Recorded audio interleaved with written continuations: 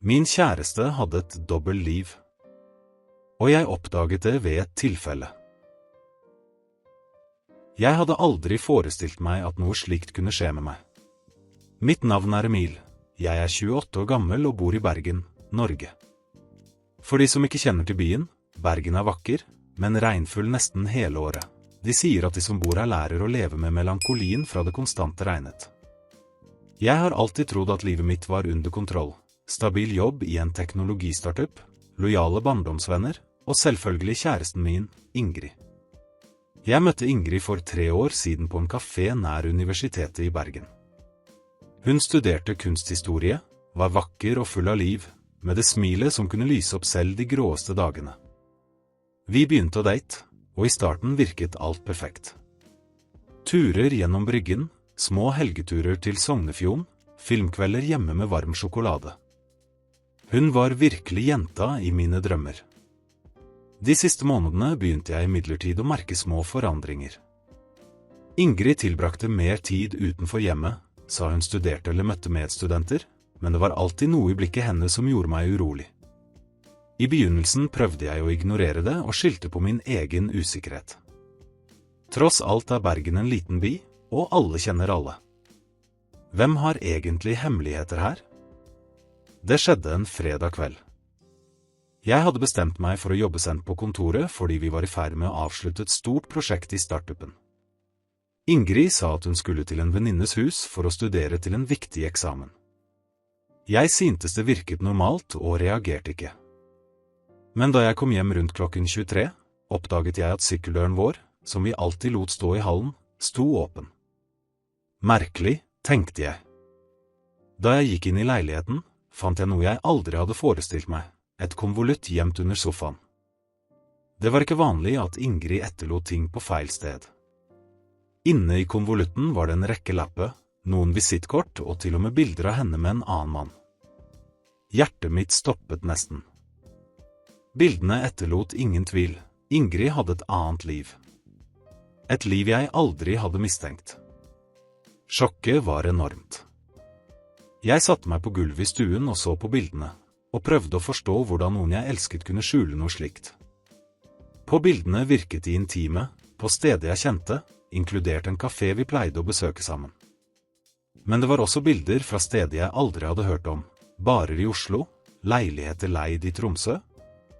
Ingrid levde et dobbeltliv, og jeg hadde oppdaget det ved et tilfelle. Blandingen av smerte, sinne og vantro var intens. Hele Bergen virket å gå i sakte film mens jeg prøvde å bearbeide det jeg så. Hvordan kunne hun smile til meg hver dag og samtidig svikte min tillit på denne måten? Jeg visste jeg trengte å forstå mer, men samtidig fryktet jeg sannheten som kunne komme. Det som skjedde etter denne oppdagelsen endret fullstendig min oppfatning av tillit og kjærlighet. Jeg visste ikke om jeg burde konfrontere henne med en gang eller undersøke mer for å være sikker. Men mest av alt hadde noe inni meg allerede forandret seg for alltid. Følelsen av trygghet jeg hadde hatt i forholdet vårt var borte, og ingenting ville bli det samme. Etter det klarte jeg knapt å jobbe. Hvert møte på kontoret virket som en evighet, og det konstante regnet i Bergen forsterket bare følelsen av nedstemthet. Jeg visste jeg måtte handle forsiktig. Om jeg konfronterte Ingrid uten konkrete bevis, kunne jeg ødelegge enhver sjanse til å forstå situasjonen. Derfor bestemte jeg meg for å undersøke diskret. Jeg begynte å legge merke til små detaljer jeg tidligere hadde oversett. Ingrid sa alltid at hun tilbrakte dagen på biblioteket ved universitetet, men jeg la merke til at hun noen ganger dro tidlig eller kom hjem i klær som ikke passet med det hun hadde på seg da hun dro. I helgene forsvant hun i flere timer og sa hun besøkte familie i nærliggende byer som Åsane eller Voss. Forklaringene virket plausible, men intuisjonen min ropte at noe var galt. En ettermiddag, mens hun var på forelesning, lånte jeg, ved en feil, datamaskinen hennes for å hente en arbeidsfil vi hadde delt. Mellom tilsynelatende uskyldige mapper fant jeg meldinger fra datingapper og samtaler med menn hun aldri hadde nevnt. Noen var fra Oslo, André fra Tromsø, og det var bilder fra møter som tydelig ikke hadde noe med meg å gjøre. Jeg følte magen snu seg. Ingrid levde et helt liv jeg ikke kjente til. Da bestemte jeg meg for å følge et av de mest åpenbare sporene, Hun hadde nevnt en ny kafé i sentrum av Bergen, nær Torgallmenningen, og sa hun skulle studere der. Neste dag gikk jeg, bare en tur, og observerte stedet diskret. Der var hun, og ellå med en mann som ikke var meg. Sjokket var paralyserende. De var intime, utvekslet smil fulle av forståelse, mens hjertet mitt føltes som det ble knust for hvert sekund. De påfølgende dagene begynte jeg å legge merke til hver detalj i livet hennes. Ingrid begynte å ha mer uregelmessige tider, skjulte meldinger på telefonen og endringer i ansiktsuttrykket når hun snakker med meg. Jeg la også merke til at hun ble mer unnvikende om hva hun gjorde om kveldene. Hver løgn som ble avslørt økte sinnet mitt, men også en dyp tristhet. Kvinnen jeg elsket hadde skapt en parallell virkelighet der jeg ikke eksisterte. Følelsen av svik var kvelende. Bergen, med sine vakre fjorder og smale brosteinsgater, virket som en grusom kulisse for det jeg følte. Hver tur gjennom Bryggen minnet meg nå om hvor perfekt alt hadde virket mens Ingrid skjulte et annet liv bak gardinene. Jeg følte meg fanget mellom ønsket om å konfrontere henne og frykten for hva jeg kunne oppdage. Sannheten begynte å åpenbare seg nesten ironisk. Ingrid hadde planlagt møter helt til Tromsø, noe som betydde flyreiser som hun sa var besøk hos familie. Flybilletter og hotellreservasjoner begynte å dukke opp hjem til skuffer, som ledetråder til et puslespill jeg aldri hadde forestilt meg eksisterte.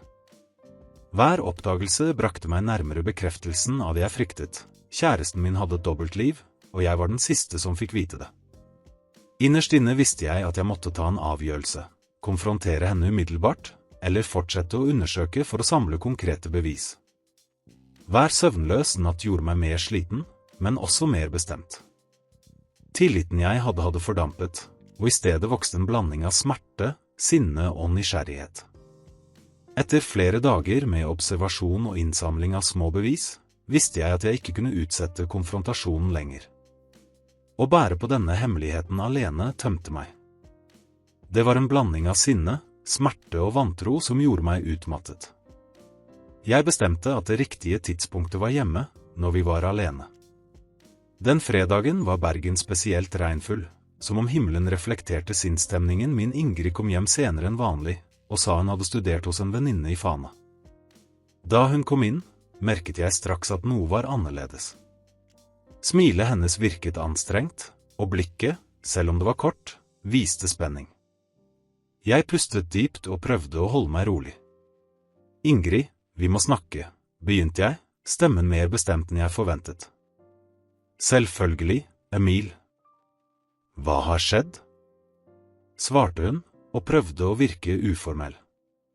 Jeg kunne ikke unngå det, og viste henne lappene, bildene og meldingene jeg hadde funnet. Stillheten tok over leiligheten.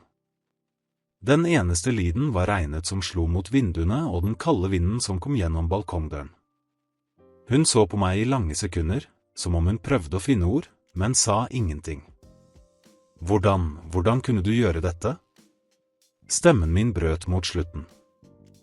Jeg stolte på deg, Ingrid. Hver dag. Og du hadde et annet liv. Hun sukket, og ordene kuttet som kniver. Emil, jeg ville aldri skade deg. Jeg vet ikke hvordan jeg skal forklare det, men jeg mistet meg selv. Jeg satt stille og prøvde å fordøye bekjennelsen. Det fantes ingen unnskyldning som kunne slette det hun hadde gjort. Hver tur gjennom Bryggen, hver reise til fjorden, hver kveld som hadde virket perfekt, var nå flekket av løgner. Bergen, som tidligere virket innbydende, virker nå kald og fjern. Du forstår at dette ikke bare er en flørt, Ingrid. Dette er et parallelt liv. Et liv du levde mens jeg var her og trodde vi var lykkelige, sa jeg, og prøvde å ikke skrike. Hun senket hodet, ute av stand til å møte blikket mitt. Til slutt sa hun noe som gjorde meg enda mer forvirret. Jeg vet, og jeg er lei meg. Men jeg vet ikke om jeg klarer å stoppe. Den emosjonelle forvirringen lammer meg. En del av meg elsket Ingrid fortsatt, ønsket å tro at vi kunne overvinne dette, men en annen del var uopprettelig såret. Hver lykkelig erindring virket nå som en maske for det som egentlig skjedde. Jeg følte meg sviktet ikke bare som kjæreste, men som venn, fortrolig og livspartner. Etter timer med stillhet og tårer, innså jeg at noe hadde forandret seg inni meg. Jeg kunne ikke lenger ignorere det jeg visste. Ingrid hadde vist meg hvem hun virkelig var, og jeg måtte avgjøre om jeg skulle bli i forholdet eller frigjøre meg helt. Byen utenfor forble grå, men inni meg følte jeg at noe måtte klarne, selv om det var smertefullt. Den natten sov jeg alene i stuen, og så på fjorden opplyst bare av byens lys. Følelsen av svik og skuffelse var dyp, men det oppstod også en stille besluttsomhet. Jeg måtte gjenvinne kontrollen, min verdighet og mitt eget liv, før alt ble uopprettelig. Etter konfrontasjonen visste jeg at jeg måtte forstå hvor langt Ingrid hadde gått. Følelsen av svik lot meg ikke være i fred, og hver detalj jeg oppdaget var som et stikk i hjertet. Bergen virket mer stille og melankolsk enn noensinne. Regnet slo uavbrutt mot brosteinsgaten i Bryggen, og minnet meg om at ingenting ville bli som før. Jeg begynte å grave dypere. Bankkontor, meldinger, e-poster. Hver linje avslørte mer om Ingrids dobbeltliv. Jeg fant hotellreservasjoner i Tromsø og Oslo, besøk til dyre restauranter og møter med menn hun aldri hadde nevnt. Noen var hyppige, andre sporadiske. Alt virket nøye planlagt for at jeg aldri skulle mistenke noe. Hver detalj fylte meg med sinne og vantro. Men det som virkelig sjokkerte meg, var å oppdage at Ingrid hadde venner jeg ikke kjente, folk som deltok i dette hemmelige livet. Samtaler i apper viste at hun ikke bare hadde tilfeldige møter, men at hun også involverte seg følelsesmessig med andre menn. Hver oppdagelse tærede på tilliten jeg hadde til henne, og en følelse av maktesløshet tok over. Hvordan kunne noen smile til deg hver dag og samtidig skape en hel virkelighet uten deg?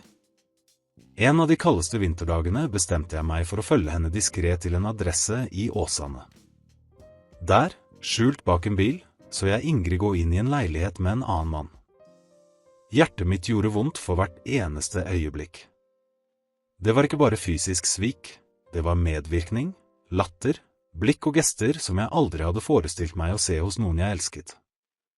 Jeg følte en blanding av hat og sorg som jeg ikke kunne forklare. Samtidig innså jeg at denne undersøkelsen forandret meg. Jeg ønsket ikke å være besatt, men behovet for å forstå alt slukte meg. Hver gang hun forsvant, hver løgn hun fortalte, følte jeg meg mer fremmedgjort fra kvinnen jeg trodde jeg kjente. Og paradoksalt nok, nærmere den nakne og harde virkeligheten hun hadde bygget langt fra meg. Bergens gater, med sine kanaler og åser, virker nå å reflektere min indre tilstand, mørke, fulle av svinger og usikkerheter. Selv Ulriken, fjellet jeg pleide å klatre for å rydde hodet, virker mer fjernt, som om hele byen konspirerte for å vise meg den smertefulle sannheten. Hvert skritt jeg tok for å forstå Ingrid førte meg inn i en emosjonell labyrint jeg ikke visste om jeg kunne komme ut av. I denne perioden forsto jeg noe essensielt. Jeg kunne ikke forandre Ingrid. Hun hadde valgt dette livet, og hennes beslutninger var hennes. Det jeg kunne velge var hvordan jeg skulle reagere, hvordan jeg kunne beskytte min verdighet og, til slutt, hvordan jeg skulle gå videre. Hver oppdagelse var smertefull, men ga meg også klarhet. Jeg kan ikke leve i illusjonen om at alt er bra. Sannheten gjør vondt, men frigjør. Og likevel, selv om jeg ønsket å trekke meg følelsesmessig tilbake, kunne jeg ikke unngå de følelsene jeg fortsatt hadde for henne. Smerten av svik blandet seg med savn og kjærlighet som, på en eller annen måte, fortsatt eksisterte. Jeg var fanget i en virvelvind av følelser, og prøvde å finne ut om det fortsatt fantes håp, eller om alt var tapt. Ukene som fulgte var intense. Hver dag brakte nye følelser, nye minner om Ingrid jeg elsket, og Ingrid jeg aldri kjente. Bergen hadde forvandlet seg til et nesten uvirkelig scenario for meg. De våte gatene, båtene i fjorden, og den kalde vinden som skal gjennom byen, var stille vitner til smerten jeg bar. Jeg måtte ta en beslutning, fortsette å prøve å redde noe som kanskje ikke eksisterte, eller frigjøre meg fra et forhold som spiste meg innenfra. En natt bestemte jeg meg for å møte Ingrid direkte. Hun var i leiligheten da jeg kom tilbake fra en tur opp Fløyen, i et forsøk på å finne klarhet. Det lette regnet ble til tåke, og byen utenfor syntes å stå stille i tid. Jeg pustet dypt og snakket med fast stemme. Ingrid, Jeg har funnet ut alt. Dobbeltlivet, møtene, løgnene. Jeg kan ikke fortsette slik. Jeg klarer ikke å stole på deg mer. Hun så på meg med de øynene jeg fortsatt elsket, men det var ikke nok anger til å slette det som hadde skjedd. For første gang innså jeg at kjærlighet ikke bare er følelser, men også respekt, tillit og sannhet. Uten dette kan man ikke bygge noe. Emil, jeg vet, og jeg er lei meg. Jeg skulle ønske det kunne vært annerledes, sa hun, nesten hviskende, men hennes oppriktighet var ikke nok til å reparere det som var ødelagt. På det tidspunktet følte jeg en vekt lettelse fra skuldrene mine. Beslutningen var tatt. Det ville ikke bli lett, og minnene ville fortsatt hjemsøke meg, men jeg måtte prioritere mitt eget liv og velvære. Bergen, med all sin melankolske skjønnhet, minner meg om at livet går videre, og at jeg fortsatt kunne søke lykke og autentisitet, selv etter sviket. De påfølgende dagene tok jeg avstand fra Ingrid. Det var smertefullt, men frigjørende. Jeg fikk støtte fra nære venner og familie, tilbrakte mer tid alene i fjellet, reflekterte over mine grenser, verdier og hva jeg virkelig fortjener. Jeg forsto at tillit som er brutt aldri ville bli den samme, og at leve i skyggen av løgner ikke var et alternativ. I dag, når jeg ser tilbake, forstår jeg at denne opplevelsen forandret meg. Jeg lærte at kjærlighet ikke er nok når ærlighet mangler, og at det noen ganger krever mot å trekke seg unna de vi elsker for å bevare vår egen integritet. Bergen er fortsatt vakker, men nå ser jeg byen med nye øyne, ikke bare som et bakteppe for romantikk, men også som vitne til min egen gjenoppbygging. Hvis du går gjennom noe lignende, vær oppmerksom, ikke ignorer signalene, stol på intuisjonen din, og mest av alt, skyld aldri på deg selv for å prioritere din egen lykke. Livet er for kort til å leve i skygger, og sannheten, uansett hvor smertefull den er, frigjør alltid. Hvis du noen gang har opplevd svik, møtt noen med et dobbeltliv, eller bare ønsker å forstå hvordan man håndterer situasjoner som ødelegger tillit, kommenter historien din nedenfor nå. Del opplevelsen din og hjelp andre med å finne mot til å møte sannheten og gjenoppbygge livet sitt. Ikke vær alene i denne smerten. Din historie kan inspirere og redde noen. Abonner på kanalen nå. Takk for at du så på, og til neste historie.